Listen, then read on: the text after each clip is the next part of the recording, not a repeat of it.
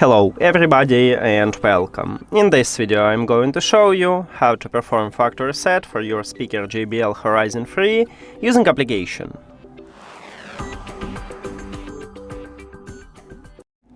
You have to start by open JBL One app, and if you add your speaker to the app, right here you will see it at the device list, so tap at your speaker and you need to scroll down and go to Product Settings.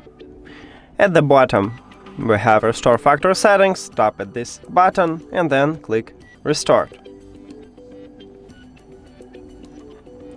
After that, we need to reconnect the speaker with the application and with your phone. So now it's just turn on. Right here you need to select language by just tap one time at the knob button at the top and click Installed. Now we need to open the application. So right here, as you can see, it already see the speaker, so click Connect. Tap one time at the knob button at the top. And we just reconnect it. Then we need to reconnect it to your phone if you need it, of course. Open Settings and go to the Bluetooth or connected devices. Right here, firstly, swap to the Bluetooth mode at the left top.